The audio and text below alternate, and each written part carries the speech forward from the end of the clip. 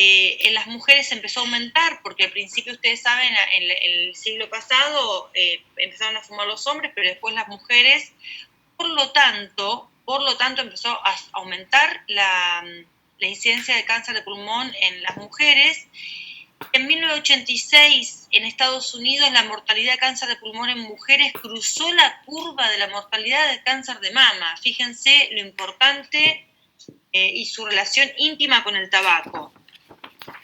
En 2006, la mortalidad de cáncer de pulmón fue más alta que la mortalidad por cáncer de mama, próstata y colon combinados en Estados Unidos. Es una neoplasia de muy mal pronóstico. La supervivencia en Estados Unidos es a los 5 años del 15%, o sea, viven a los 5 años de los diagnosticados y tratados un 15%, y en Europa es de un 8%. Fíjense el pronóstico de ese tumor. Acá tenemos una curva de la mortalidad por cáncer en hombres, esto es del 2008, pero que no se ha modificado. Pulmón, próstata, colon, recto, páncreas, estómago, esófago, vías urinarias, vejigas y leucemias. Aquí tenemos en mujeres mama, colon, recto, pulmón, páncreas, cuello uterino, ovario, estómago, vesícula, leucemias, cuerpo del útero. Esto en mujeres en Argentina. Recuerden que el comentario que les hice fue en Estados Unidos, cuando el cáncer de pulmón cruzó la curva del cáncer de mama en cuanto a la frecuencia. Los factores de riesgo, lejos entonces tenemos el tabaquismo. También existen factores genéticos, factores ocupacionales, como el asbesto, el arsénico, azufre, cloruro de vinilo, hematita, materiales radioactivos, hierro, exposición ambiental, tabaquismo pasivo, contaminación ambiental, contaminación atmosférica. En países asiáticos, la forma de cocinar a altas temperaturas también se relaciona con un aumento del cáncer de pulmón. La influencia de los agentes virales como el papilomavirus, las dietas, las frutas y verduras protegen, y el aumento del consumo de carne podría influir también en el cáncer de pulmón. Profe, lo de los componentes eso que puso de asbesto, arsénico, eso sería ahí adentro la neumoconiosis, ¿no? Sí, pero producen neumoconiosis, producen enfermedades ocupacionales pulmonares, pero aquí están puestos como exposición ocupacional, pero que dan cáncer de pulmón. Claro, no hay un punto medio, digamos, sería lo que produce. No, las neumoconiosis son producidas por muchos agentes, tenemos muchísimos agentes y que dan todo tipo de lesiones, obviamente, pero con cáncer de pulmón, asbesto, arsénico, azufre, cloruro de vinilo, hematita, materiales radioactivos, hierro. ¿A qué le llamamos neumoconiosis? Le llamamos neumoconiosis a las patologías del pulmón, generalmente son de intersticio pulmonar o de la pleura, están producidas por un agente inorgánico, generalmente provoca un depósito de ese agente en el pulmón. Cuanto más chiquito es el agente, cuanto más micropartículas mide, más posibilidades de producir las lesiones pulmonares. Pero estamos en agentes que provocan cáncer. El asbesto es conocido mundialmente como productor de cáncer de pleura y cáncer de pulmón, no tanto como neumoconiosis. Son dos entidades distintas. No sé si fui clara, Juan. Sí.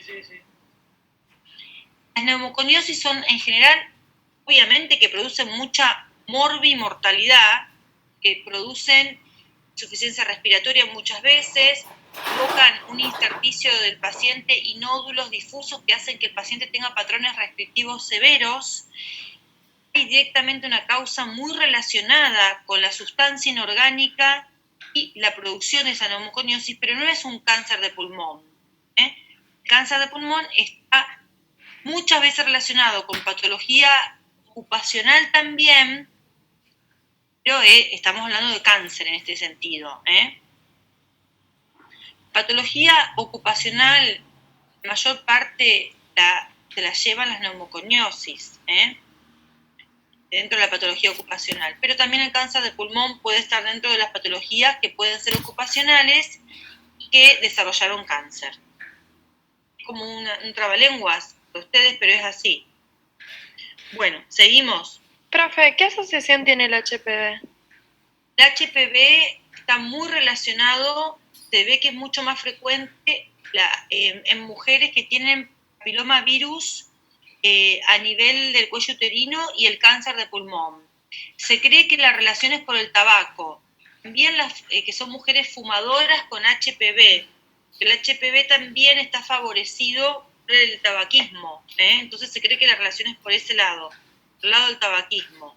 Se ve que es mucho más frecuente en fumadoras y que está asociado a pacientes que tienen papilomavirus a nivel uterino, cuello uterino. Por eso en ellas siempre pedir plaquitas de tórax para detectar en forma precoz un cáncer de pulmón, que no haya dado síntomas. El cáncer de pulmón es un tumor que da síntomas cuando ya está complicado y avanzado. Es poco probable que con síntomas lo encontremos en estadios iniciales, donde las posibilidades ahí son más posibilidades de curación. Como todos los tumores, cuanto antes lo detectamos, cuanto antes podamos tener un diagnóstico, mejor para el paciente si lo tenemos en estadios iniciales. ¿Alguna otra pregunta?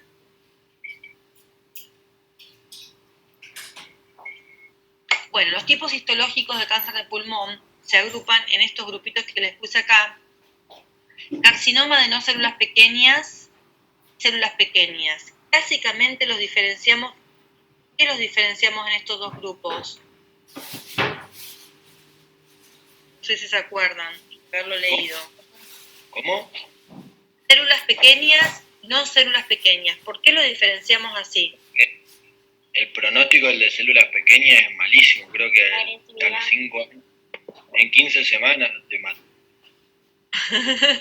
Sí, es así. Es porque el pronóstico es totalmente distinto. A pesar de que todo el tumor de pulmón es de mal pronóstico, los pacientes con células pequeñas viven mucho menos que los pacientes que tienen no células pequeñas. Dentro de no células pequeñas agrupamos el escamoso y el adenocarcinoma en general, los más frecuentes lejos, el escamoso y el adenocarcinoma. El de células pequeñas, que histológicamente es diferente, que su forma de presentación en general es diferente, que su pronóstico es diferente, por eso los diferenciamos, y porque el tratamiento también es diferente en ambos. Bueno, a ver, esperen que yo estoy acá encima y no veo. Ustedes ven acá tenemos un corte histológico de un carcinoma pulmonar no células pequeñas, que es más bien glandular, como pueden ver ustedes. Y les voy a hablar de la clasificación histológica del carcinoma de pulmón no células pequeñas. Miren esto que realmente aburre, ¿no es cierto? Pero es así. Tenemos carcinoma de células escamosas, hablando siempre del carcinoma no células pequeñas, que es totalmente diferente en la forma de presentación histológica y presentación clínica. Carcinoma de células escamosas, tenemos esta larga lista: el papilar, células claras, células pequeñas, pero no dentro de células pequeñas. No se está hablando de un escamoso. Carcinoma de células pequeñas, entonces, combinado, que tiene células pequeñas, también tiene no células pequeñas. El adenocarcinoma, con todos sus tipos de adenocarcinomas, acinar, papilar, mucinoso, sólido con producción de mucina, todos estos grupos no tienen que sabérselos de memoria. Ustedes tienen que saber que existe un carcinoma de células pequeñas y un no células pequeñas, que los más frecuentes son el escamoso y el adenocarcinoma, y dentro del adenocarcinoma que hay varios subtipos, como son el acinar, papilar, bronquiolo-alveolar, mucinoso y no mucinoso, mixto, pero no saberse todos estos nombres porque realmente es muchísimo. A los fines prácticos ustedes tienen que saber la forma de presentación y la forma de detección del cáncer de pulmón. ¿Estamos?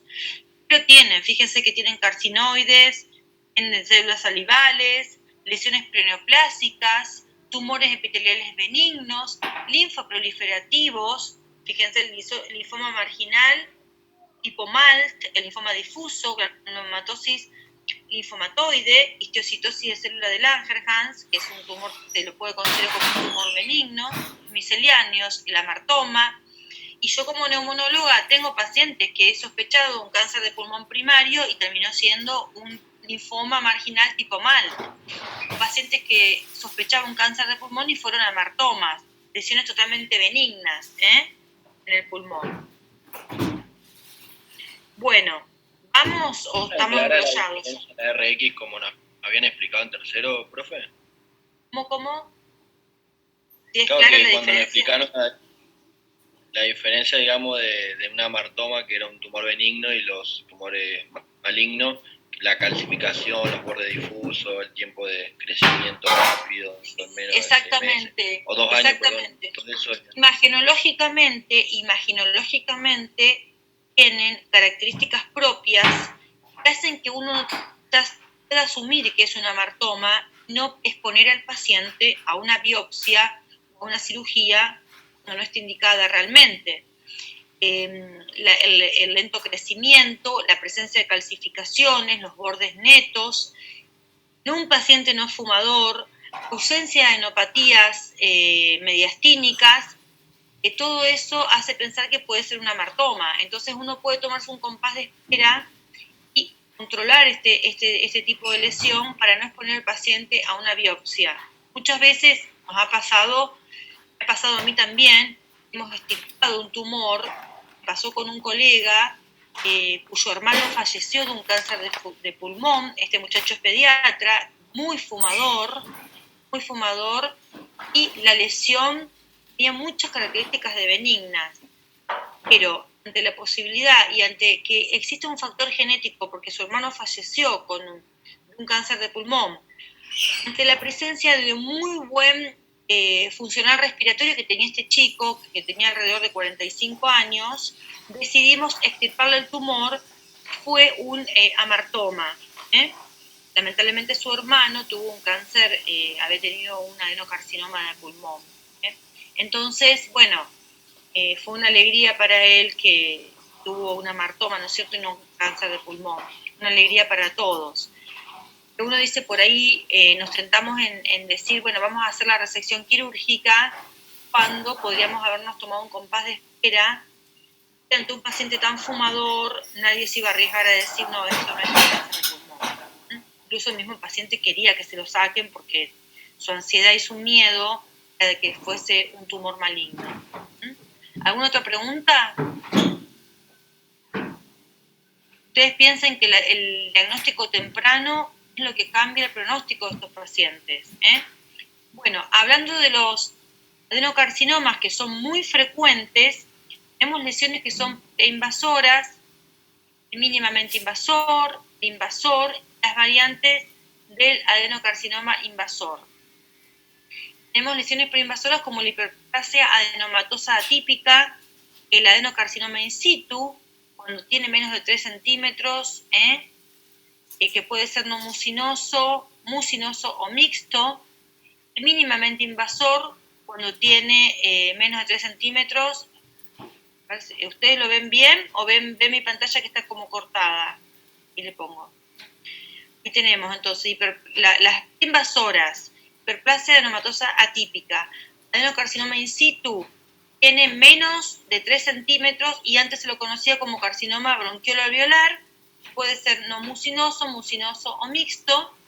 El adenocarcinoma mínimamente invasor, que tiene 3 centímetros o menos, dominantemente lipídico, con invasión menor o igual a 5 milímetros, que se divide también en no mucinoso y mixto. El invasor, predominantemente lipídico, anteriormente bronquiolo-alveolar, no mucinoso, con una invasión mayor de 5 milímetros, predominantemente acinar o el predominantemente papilar, micropapilar, predominantemente sólido con producción de mucina. Variantes del adenocarcinoma invasor, mucinoso invasor, anteriormente carcinoma bronquiolo-alveolar mucinoso, coloide, fetal y entérico. Estos chicos tampoco tienen que saberlo. Ustedes conozcan, existen muchas variaciones. Si hablamos de uno in situ, que es pequeño, Si hablamos mínimamente invasor, no invade más de 3 centímetros y la lesión, la invasión, perdón, el que el tumor no tiene más de 3 centímetros y que la invasión es de menos de 5 milímetros. Acuérdense que hay varios subtipos, pero no es necesario que sepan todo esto.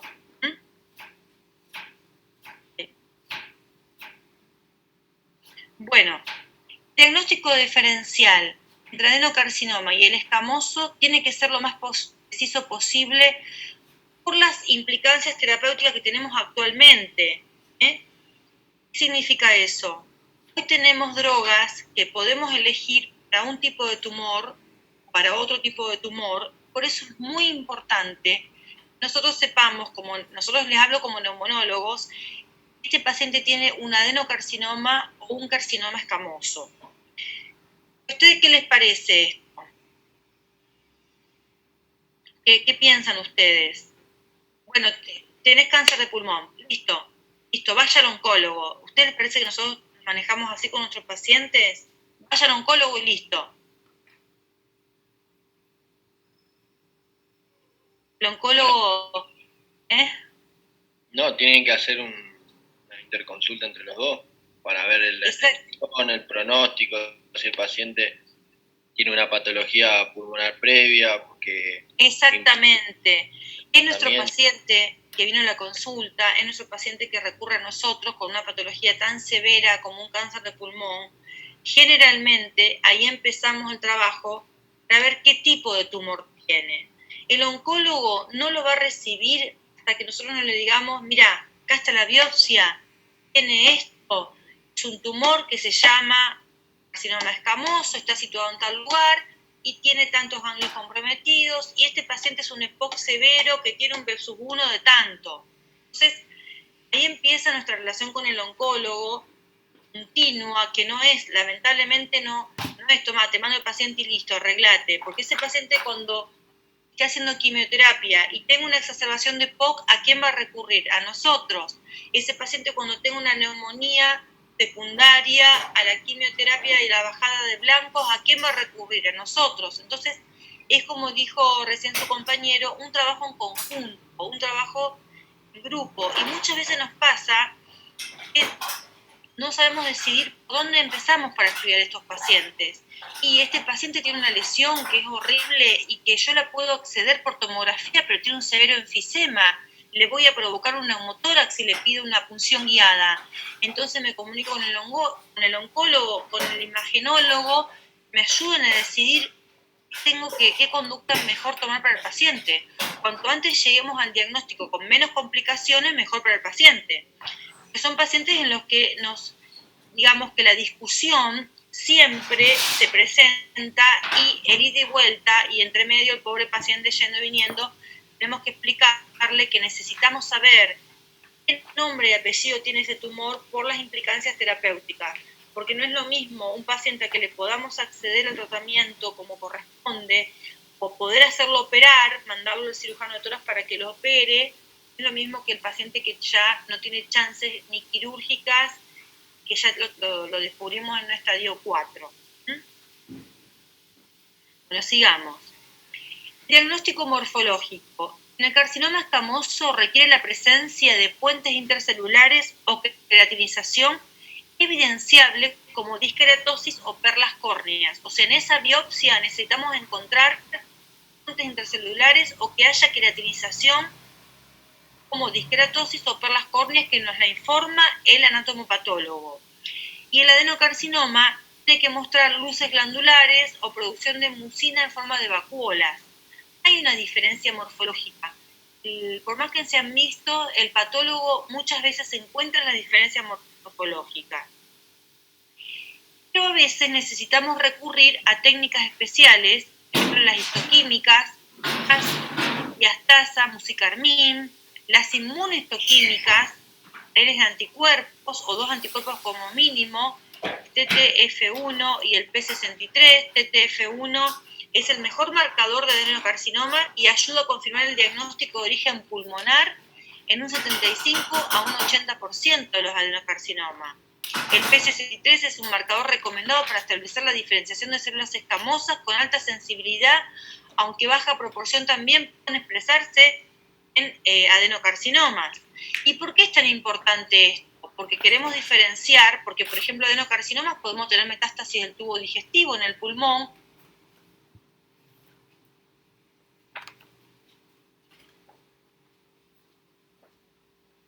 y no sea un tumor primario de pulmón. Entonces muchas veces el patólogo tiene que recurrir a estas técnicas especiales. Imagínense, tienen todo esto y en medio de la familia, ¿qué tumor tiene? ¿Y qué vamos a hacer? Y doctora, ¿cuándo voy al oncólogo? ¿Cuándo empiezo la quimio? ¿Cuándo empiezo los rayos? Y doctora, que me duele la columna porque tiene una metástasis, por ejemplo. No doy más, que me duele el hombro porque tiene una metástasis. O la mayor parte de los pacientes no vienen con un tumor que es un tumor en estadio 1 con el que podemos hacer muchas cosas con el paciente. ¿Estamos? Imagínense el embrollo que se arma. ¿Alguna pregunta, chicos? ¿Vamos bien? Una ensalada rusa ya. Vamos bien. ¿Vamos bien? Bueno, párenme cuando sea una ensalada rusa. Bueno, como en todos los tumores, tenemos los estadios. Estadio 1, 2A, 2B, 3A, 3B, 3C, 4. Estamos con su TNM como en todos los tumores. Acá tenemos... ¿Hay que saberlo, profe? No, chicos, no, en absoluto. Tienen que saber que tenemos la clasificación, como ya les dije, tienen que conocer que tenemos varios tipos de adenocarcinoma, el carcinoma de células escamosas, y tenemos aparte los tumores de células pequeñas. Podemos saber que se dividen en estadios y según el TNM podemos saber en qué estadio está el paciente. Fíjense que el estadio 1 abarca T1 y T2 nomás, no tiene adenopatías periféricas, no tiene metástasis a distancia. Eso sería ideal, encontrar un tumor en ese momento. El estadio 2A tiene ya un T3, un tamaño más grande, no tiene adenopatías, no tiene metástasis a distancia. Un estadio 2B ya tiene un tumor más grande, tampoco tiene metástasis ni tampoco tiene adenomegalias. Un 3A tiene un tumor que es más chico, 1 o 2, pero tiene adenopatías en una sola estación, no tiene metástasis a distancia. El 3B tiene tamaño 3, 4, tiene el mismo estadio ganglionar, uno solito, el N1, y no tiene metástasis. El 13, cualquier tamaño de tumor, pero ya tiene N2, M0, y el 4, cualquier tumor, cualquier N y M1. O sea, conocer que existe esa clasificación, conocer que depende de la presencia del tamaño del tumor y conocer que depende de la presencia de metástasis regionales, de ganglios regionales u otra cadena linfática, y la presencia o no de metástasis a distancia. Acá tenemos lo mismo, en el estadio 0, in situ, sería divino encontrarlo así, ¿estamos? Pero es lo mismo. Y vamos a los factores pronósticos. ¿Alguna duda, chicos? Pero no tienen que saberlo de memoria pura. Recordar que depende del tamaño de la cadena ganglionar y de la metástasis a distancia. No creo que nadie les pregunte cuál es el estadio 3B. Si lo pueden saber, mejor, pero no creo que nadie les pregunte eso. Bueno, los factores pronósticos. Los adenocarcinomas tienen mayor potencial de metástasis a distancia que los escamosos y también los del grupo de células claras. Los carcinomas sarcomatoides tienen un peor pronóstico aún en estadios tempranos. Los adenocarcinomas en el 90% tienen más de un patrón de crecimiento, por eso son muchas veces mixtos. Se describen 3 grupos de acuerdo a su potencial de la metástasis. Bajo potencial para metástasis son los que tienen un componente lipídico no mucinoso mayor del 50%. alto potencial de metástasis, no hay predominio sólido, tienen tasas de supervivencia menor a los 5 años. Los de crecimiento micropapilar tienen una agresividad similar al sólido, incluso en estadios tempranos, y los de potencial de metástasis intermedio, patrones papilares y acinares. Esto también por ahí tienen que saberlo porque no es difícil, lo importante es que ustedes sepan que hay diferentes factores pronósticos según el tipo histológico y recordar los de alto potencial de metástasis, los de bajo potencial de metástasis. ¿Seguimos? Nadie me contesta, ya se me... A ver, voy a ver cuánta gente se fue de la charla. No, siguen 39 todavía. Cuando se empiecen a ir voy a ver que están reaburridos. Bueno, seguimos entonces. Hay también biomarcadores que son predictivos de la respuesta al tratamiento. Y esto es muy importante. ¿Por qué? Porque hoy por hoy tenemos, digamos, más cantidad de drogas que podemos elegir, los oncólogos eligen a su paciente, y esos biomarcadores, las muestras biópsicas se pueden pedir. Así como ustedes conocen los biomarcadores en mama, también pasa en el pulmón.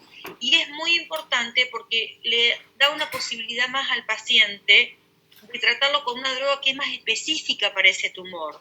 Por ejemplo, el EGFR, Epidermal Growth Factor Receptor, se determina por las técnicas de PCR, secuenciación, mutaciones en los exones 18-21 del dominio tirosinasa-quinasa del gen EGFR en tumores de pacientes con enfermedad avanzada que tengan que iniciar una línea de tratamiento con inhibidores de la tirosina-quinasa o que sean potenciales candidatos a recibirlo. Entonces, esto le podemos pedir, más de la inmunohistoquímica, pedir biomarcadores a esa pieza biópsica. Es importante porque después le puedo ofrecer inhibidores de la tirosina-quinasa, que son drogas nuevas. ¿Estamos? El estudio se puede realizar en muestras pequeñas de tejido o en citologías, por ejemplo, una biopsia endoscópica por punción, siempre que tengan al menos 70% de células tumorales del total de las células nucleadas. O sea que tiene que ser, si es una citología, una buena muestra, que tiene que tener al menos 70% de esas células que sean tumorales, las nucleadas. Otros marcadores son el ALK y el PDL1. O sea que, aparte de inmunohistoquímica, que es algo más allá de la histología, de la histoquímica, podemos pedir biomarcadores. Se hacen actualmente. Los centros de oncología mandan a Buenos Aires a hacer estos biomarcadores.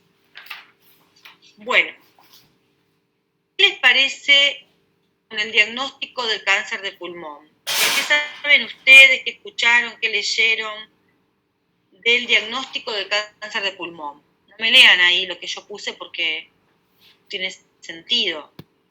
A ver, Agustina Franco, ¿te acordás de lo que has leído alguna vez en tu vida del diagnóstico de cáncer de pulmón?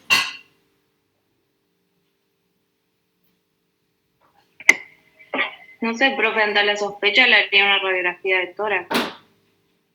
Bien, ¿y a vos qué te parece, Agustina, de la sospecha? ¿Por qué sospechas un cáncer de pulmón? Y por los síntomas del paciente. Bien. ¿Qué síntomas tiene? Y aparte el antecedente del tabaquismo. Fuerte antecedente de tabaquismo, muy bien. ¿Qué otros síntomas? Pérdida de peso. Bien, más. Hemoptisis. Bien. Está ahí escrito, así que hemoptisis, todo disnea, lo estás viendo, pero a lo que yo voy es que sería bueno hacerles a todos los pacientes fumadores, continuamente a todos los que vienen a consultorios fumadores, hacer placa de tórax o tomografía para diagnosticar cánceres de pulmón. ¿Qué les parece a ustedes? Para mí, o sea, tendría que ser según los paquetes años, el tiempo de que van fumando y si tienen antecedentes familiares. Eso como que yo haría un screening todos los años. Por supuesto. Ustedes Entonces, imagínense que no es lo mismo un fumador de 50 paquetes años que un fumador de 5 paquetes años. No es lo mismo este muchacho que le hicimos sacar el amartoma que un paciente que no tenga familiares ni nadie en su familia con cáncer de pulmón. Pero hoy por hoy, al momento actual, no hay evidencia para que se haga un screening masivo, por ejemplo, que nos paremos en la peatonal y que le digamos, vamos a hacerle todo placa de tórax y tomografía. No hay evidencia, como sí pasa con qué tumores, por ejemplo. El cáncer de colon, por ejemplo. Cáncer de colon, cáncer de mama, Próstata. próstata. Todas las mujeres a una determinada edad, chácate, mamografía y ecografía mamaria. Si tienen antecedentes familiares, antes todavía. Pero el cáncer de pulmón todavía no tenemos, no es mandatorio hacerlo. Ahora, cuando van a mi consultorio, yo soy neumóloga, ¿sería bueno que se me escape un cáncer de pulmón incipiente? No.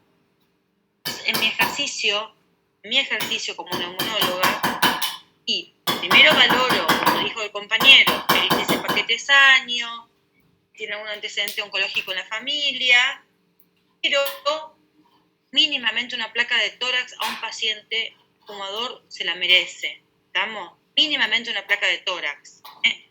¿Por qué? Porque sería triste que pase ese paciente, el tumor pase desapercibido, el tumor directamente no se vea y ya perdió una oportunidad ese paciente, ¿me entienden? Pero bueno, no es para hacerlo... ¿Cómo? ¿Puede con una RX de tórax simple verse una lesión mínima o pasan? Mínima no. Una lesión tiene que tener un determinado tamaño, alrededor de 1 centímetro, para poder verse. Un poquitito menos también se puede ver, 8 milímetros también se puede ver. Una buena técnica radiológica y también depende de la localización de la lesión.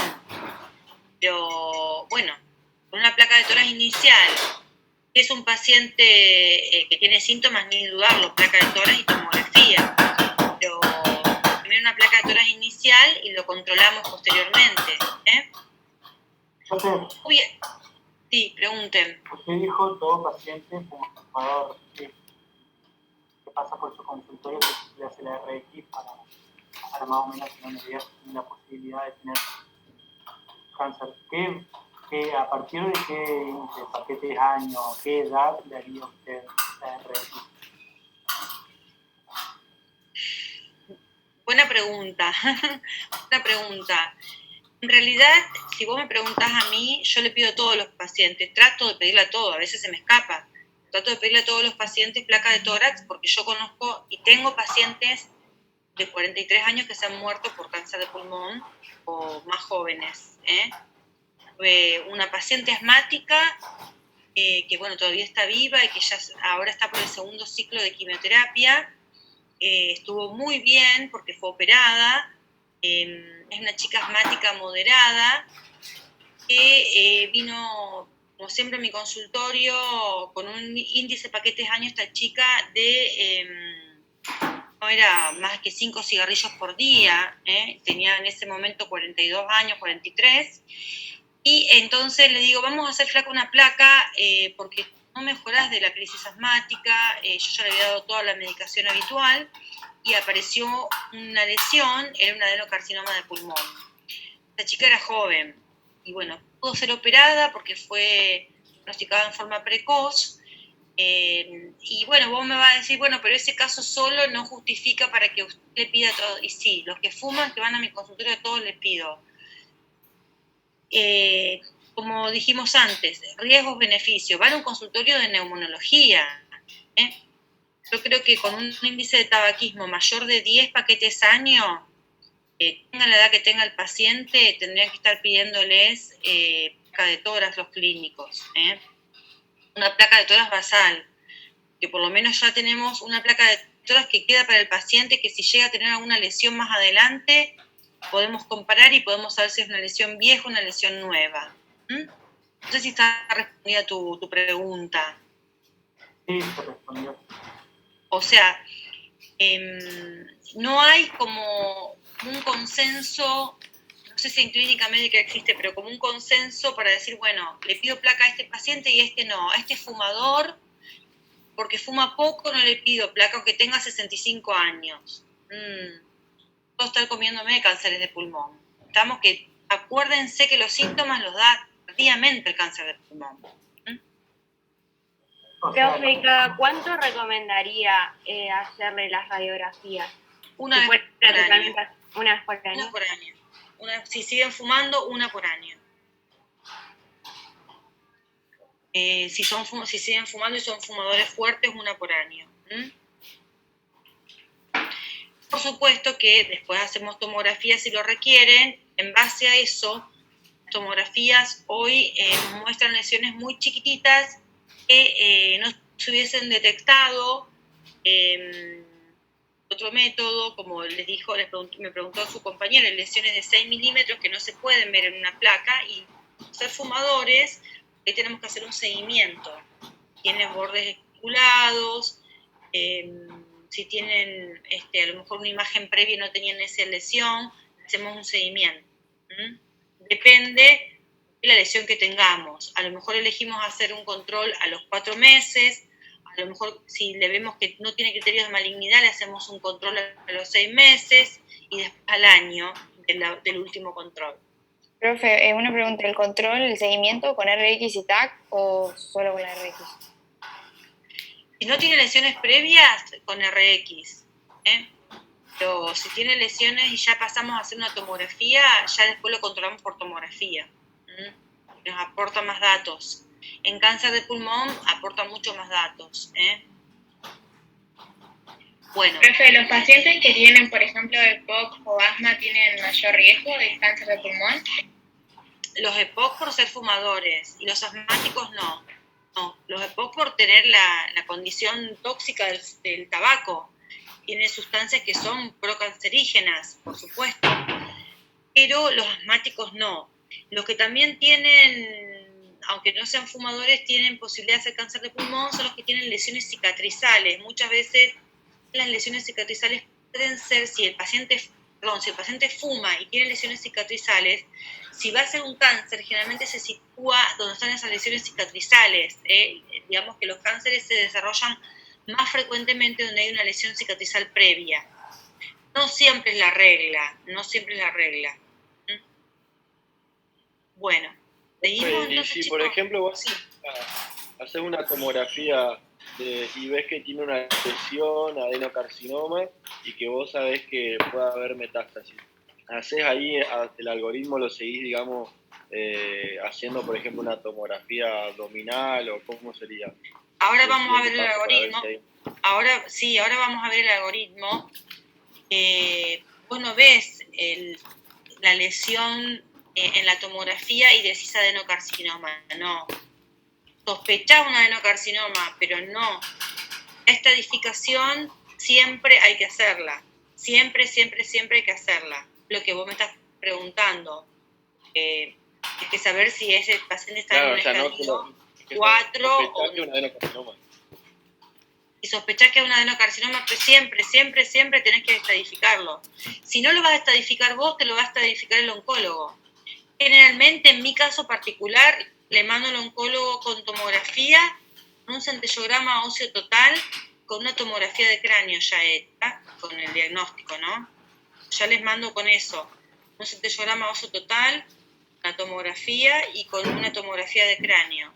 Y la tomografía de tórax con contraste, porque puedo ver los ganglios linfáticos. Ya lo vamos a ver acá, chicos. Bueno, entonces, los síntomas. Síntomas que se deben al tumor primario: hemoptisis, disnea, compromiso del parénquima, disnea, dolor torácico, si comprime una estructura nerviosa del parénquima, invasión de estructuras vecinas, por ejemplo, parálisis recurrencial izquierda, el síndrome de Claude-Bernard-Horner, si tocó una estructura nerviosa vecina.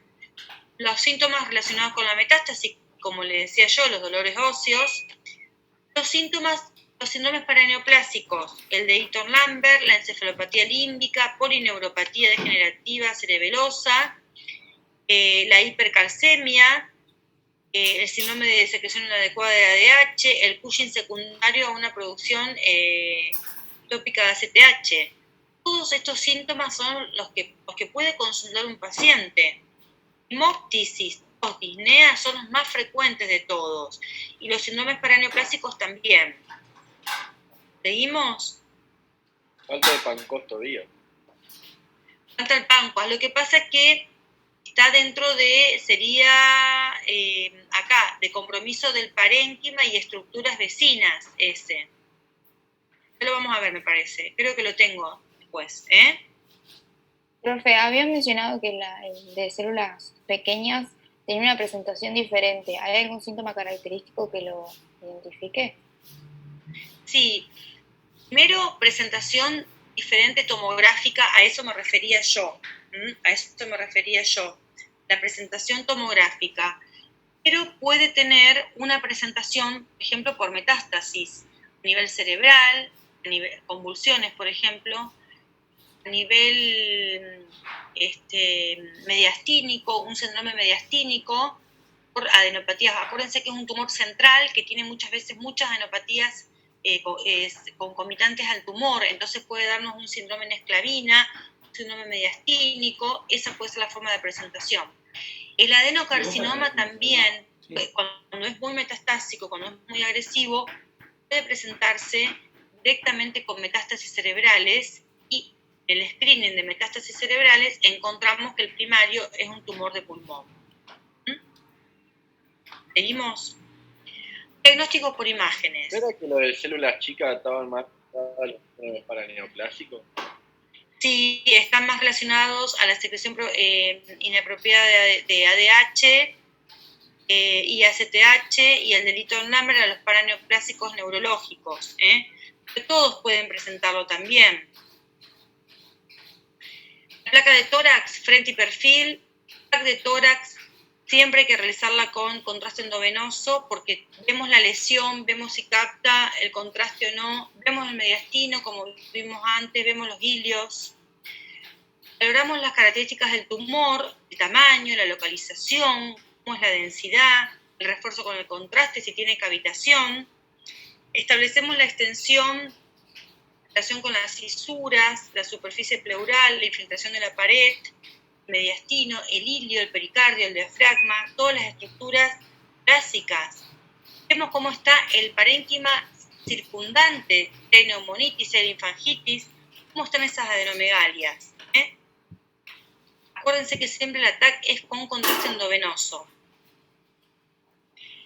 Otra metodología de estudio es el PET scan, que lo pedimos cuando necesitamos ver exactamente cómo es esa estadificación mediastinal, ver las estructuras extrapulmonares. El valor estándar de captación es menor o igual a 2.5, valores mayores hablan de tumor de pulmón, de cáncer.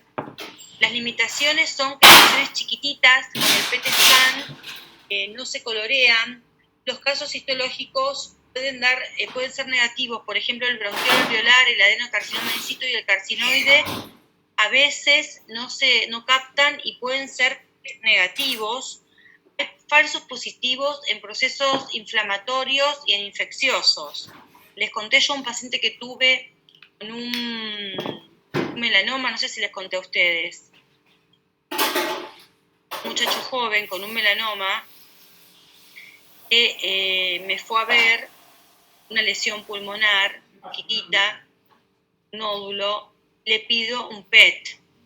Entonces viene un PET terrible, un terrible PET con una lesión mucho más grande que la que se veía en tomografía, en otra localización gigante. Entonces lo oculto, encuentro rales crepitantes en una de las bases. Digo, puta madre, este chico tendrá una flor de metástasis, no parece.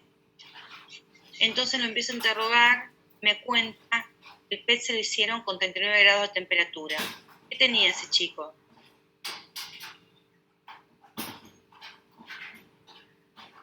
¿Qué tenía ese chico en el PET? Tenía 39 grados de temperatura. ¿Una neumonía? Tenía una neumonía. me dijo, doctora, temblaba de frío cuando me pusieron la glucosa marcada, tenía 39 grados, después agregué la tos, después del PET agregué la tos. Y ese paciente lo que tenía era una neumonía y el nódulo que tenía pulmonar no tenía nada que ver con su melanoma, era un nódulo benigno, no tenía implicancias, pero imagínense el miedo que le agarró cuando él empezó a leer el informe del PET, que a mí siempre van con el informe ya leído, tienen todo estudiado, ¿no es cierto? Y bueno, el terror que tenía, así que tuvimos que esperar que se le vaya la neumonía, que resuelva y repetirlo nuevamente el PET. Por eso los falsos positivos pueden darse en procesos inflamatorios e infecciosos. Las lesiones que tienen más de 1 centímetro tienen mucha sensibilidad y es importante, si son captantes, el PET, y también, si son lesiones grandes, cuando tienen una cero captación, tienen un valor predictivo negativo importante. Y la resonancia nuclear magnética nos sirve para los tumores de los lóbulos superiores, en el caso del páncreas, por ejemplo, que queremos ver la extensión, el compromiso óseo, el compromiso de partes blandas. ¿Estamos? En ese caso pedimos, en los tumores de los lóbulos superiores, pedimos resonancia nuclear magnética. Bueno, métodos diagnósticos. Acá falta un método diagnóstico que se utilizaba mucho antes, ahora ya no se usa casi más, porque tiene la sensibilidad no es tan alta, la especificidad sí, pero no la sensibilidad. ¿Cuál sería ese método diagnóstico que yo no les puse directamente? A ver, le pregunto a Marcos Jung. No me acuerdo si te conozco, Marcos. ¿No sos recursante, Marcos? No, profe. No, hay otro chico con un apellido parecido. Es un flaco que vapea, mira, un flaco que vapea en las clases. Profe, a mí se me tildó un poquito el internet cuando usted estaba haciendo la pregunta, me la escuché escuchar bien. A ver, ¿qué otro estudio de método diagnóstico existe que no está acá puesto?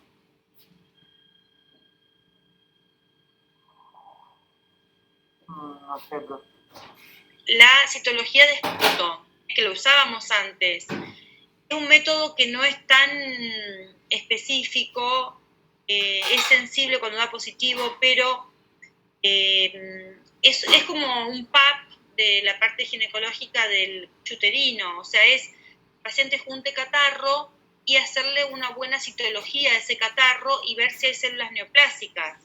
Lo que pasa es que lo único que nos informa es eso, la presencia no de células neoplásicas. Tienen que ser tumores vegetantes con mucha cantidad de producción de células para que sea positivo. Entonces, casi no lo usamos a la citología del esputo, pero hace unos 26 años, cuando yo era residente de clínica, 26, 27 años, he hecho diagnóstico de cáncer de pulmón con citología de esputo y le pedíamos a todos los pacientes citología de esputo. Les cuento esto para que vean lo vieja que es la profesora, teacher, y también cómo ha evolucionado todo, ¿no es cierto? Bueno, la broncofibroscopía, utilidad en las lesiones centrales, donde podemos acceder a la lesión, debemos pedir que se haga un lavado bronquial, un cepillado, una biopsia directa, una punción transbronquial con aguja fina, guiados por tomografía, una sensibilidad global del 88% y una especificidad, si encontramos el tumor, de un 100%. Siempre y cuando sean lesiones centrales, Fíjense lo que dice después, en lesiones periféricas la sensibilidad disminuye mucho, porque no lo vamos a encontrar dentro de un bronquio. ¿Estamos?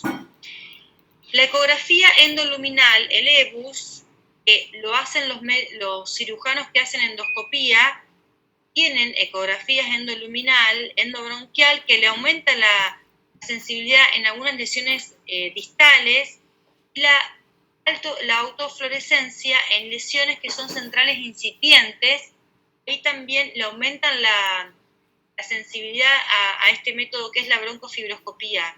LEBUS, como la autofluorescencia, son métodos que se pueden adicionar a la broncofibroscopía. ¿Alguna vez vieron alguna broncofibroscopía? ¿Vieron cómo se hacen? Ahí en algún capítulo de Grey's Anatomy, pueden haber visto, o en alguna serie de estas que estamos viendo ahora, que se ven muchas series, New Amsterdam también, que es de medicina. No sé si habrán visto alguna endoscopía. ¿Han visto? Recuerden ustedes, la broncofibroscopía es útil en lesiones centrales y podemos agregar EBUS, autofluorescencia. Nódulo pulmonar solitario. Dentro del cáncer de pulmón tenemos el nódulo pulmonar solitario, como a todos nos gustaría que nos encuentren un nódulo de pulmón. Es una lesión de apariencia radiológica redondeada, definida menor de 3 centímetros de diámetro, rodeada por parénquima pulmonar normal, no tiene atelectasia asociada ni adenopatías. Para el nódulo pulmonar solitario se recomienda una discusión interdisciplinaria, como vimos antes, que discutimos con el oncólogo, con el médico clínico, con el patólogo.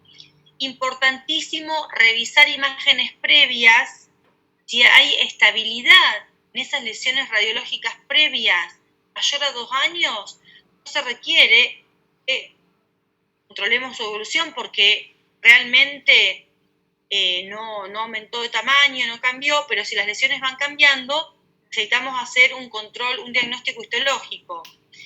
Realizar una tomografía dinámica con contraste porque permite ver cómo se comporta ese nódulo, si capta o no capta contraste, cómo es la densidad de ese nódulo, mucho mejor que una tomografía simple. ¿Estamos? Conducta ante el nódulo pulmonar solitario. Si el nódulo pulmonar solitario mide menos de 8 milímetros, en el control radiológico activo, podemos pedir un TAC de tórax de baja dosis, ¿no? Con corte de alta resolución, mínimo 2 años. Si crece ese nódulo, si crece a más de 8 milímetros, hacemos un PET scan. Si el nódulo creció, también podemos hacerle una cirugía como tratamiento ya curativo. Si el pretest radiológico es bajo, le hacemos tomografías a los 3, 6, 12 y 24 meses. Si el pretest es intermedio, le hacemos una biopsia, le hacemos un control radiológico activo. Si la lesión no es metabólica en el PET, no refuerza, o la punción con aguja fina, no obtenemos un diagnóstico de la lesión, o el paciente completamente informado no quiere intervencionismo. En ese caso podemos tener una conducta expectante, el pretest nos dio intermedio. Esto sería así, perdón que me fui yo. Pretest intermedio, le hacemos biopsia. ¿No quiere el paciente biopsia? Entonces, le hacemos un control radiológico activo. Si la lesión no es hipermetabólica en el PET y no refuerza, lo dejamos ahí. Pero le pedimos punción con aguja. Si la punción con aguja nos da una lesión no hipermetabólica. Y el paciente entonces no quiere realizarse ningún estudio invasivo. Y si el pretest es alto, directamente una biopsia quirúrgica. ¿Entendieron, chicos, o lo explicamos de nuevo? Fíjense bien. ¿Se entiende, profe? Sí. ¿Se entiende más o menos? A ver cuántos hay, a ver si ya se me fueron de la clase y ya se me fueron tres pacientes, iba a decir, 3 alumnos. ¿Me entienden? Entonces, según el pretest, que es saber, bueno, ¿se mantuvo estable o no se mantuvo estable? Si tiene un pretest intermedio, le hago una biopsia, si no le hago un control radiológico activo. ¿Estamos? Y si el pretest es alto, le hago una biopsia. Bueno, tenemos que conocer la estratificación mediastinal del tumor de pulmón. Para estratificarlo, el gol estándar es la mediastinoscopía. Permite tomar biopsias, varias estaciones. Hacemos un estudio histológico de esas lesiones, de esas adenopatías. Podemos hacer una ecoendoscopía también. una punción transbronquial con aguja fina, una ecografía endobronquial o una videotoracoscopía. Todo para realizar una estratificación mediastinal. Necesitamos saberla antes de proponerle al paciente un tratamiento, ya sea curativo con biopsia o tratamiento con quimioterapia o radioterapia. Pero siempre el gold estándar es la mediastinoscopía. Las metástasis a distancia las vamos a detectar en un 50-55% de los pacientes que diagnosticamos de cáncer de pulmón tienen diseminación a distancia, por eso los sitios más frecuentes son el cerebro, el hueso. Eso a mis pacientes ya le pido TAC de cráneo y el centellograma óseo total, glándulas suprarrenales, el hígado, las adenopatías. Estamos que algunas pueden ser asintomáticas y otras pueden ser dolorosas. Pérdida de peso cuando generalmente tienen compromiso hepático, dolores, fracturas patológicas en el caso de que tengan compromiso óseo. Acá tenemos, se tiene fácil acceso al PET scan, lo incluimos dentro de los estudios diagnósticos y lo tenemos fácil en nuestro, bien por ejemplo en la ciudad de Santa Fe. Le hacemos una tomografía y un PET. El PET nos da negativo, no tiene ganglios. Si es un escamoso y estamos en un T1, vamos a cirugía directamente. Si no es no escamoso, o es un tumor central, N1, hacemos una confirmación histológica, necesitamos la mediastinoscopía, el EBUS. En el caso de que ya tengamos en el ATAC y en el PET, ya tengamos la presencia de N1, N2, directamente tenemos que ir a evaluar cómo están esas adenopatías, ver la extensión del tumor de pulmón. Bueno, tampoco tienen que conocer esto, ustedes tienen que conocer qué metodología de estudio, como la broncofibroscopía, como la posibilidad de hacer una ecografía endobronquial, como la posibilidad de hacer una mediastinoscopía para evaluar bien la presencia del tumor, porque al paciente le podemos ofrecer cirugía, tratamiento con radioquimioterapia o un tratamiento multimodal. Los tratamientos de cáncer de pulmón. Nadie les va a venir a preguntar el tratamiento específico de cáncer de pulmón. Conozcan ustedes que en carcinoma de pulmón, no células pequeñas, lo ideal hubiese sido encontrar al paciente estadio 1 o 2, donde sin contraindicaciones médicas, la resección quirúrgica es la recomendada. Un paciente que tenga un buen funcional respiratorio, tenga un EPOC leve, pueda soportar una cirugía. Igualmente la decisión muchas veces es del cirujano de tórax con el neumonólogo, con el oncólogo. ¿Estamos?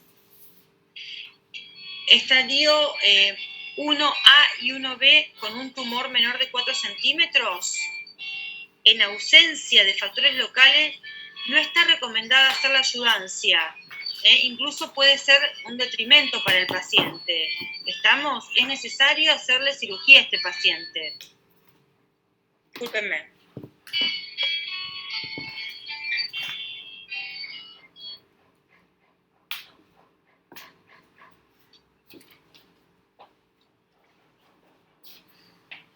Bueno, estadio 1B, el paciente tiene un tumor mayor a 4 centímetros, resecado y con márgenes negativos. Estadio 2 y 3, resecados. El esquema de ayudancia es cisplatino, en general, norelvine.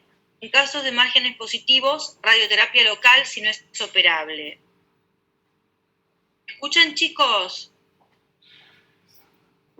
Sí, profe, te escucha. Sí, profe. Pensé que sabía. Ustedes no tienen que saber esto de las drogas. Por ejemplo, cisplatino sí conocerlo. No sé si van a tener clase con la doctora Virginia Marina en oncología, pero por el momento, estadios 1 y 2, lo ideal es resección quirúrgica. No está indicado hacer quimio ni radioterapia. En los estadios más avanzados, 2 y 3, fíjense, no es el 1A, y el 1B que tiene más de 4 centímetros, ahí sí ya se puede empezar con la quimioterapia, y que tienen márgenes positivos, radioterapia local, si no se puede operar. ¿Estamos? Bueno, estadio 3 neoayudancia, esto no, chicos, esto no se los va a pedir nadie. ¿Estamos? Acuérdense que existe el etopósido y el cisplatino juntos, con radioterapia local, que si no se van a volver locos con esto. El de no células pequeñas es un tumor de crecimiento.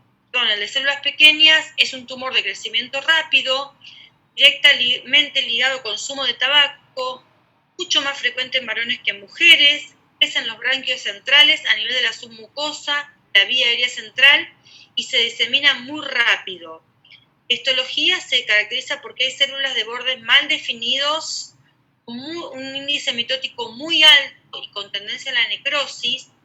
Las metástasis más frecuentes son en hueso, cerebro e hígado. La enfermedad limitada es cuando está presente, se divide así, en enfermedad limitada y extendida. La enfermedad limitada es porque está en un hemitórax.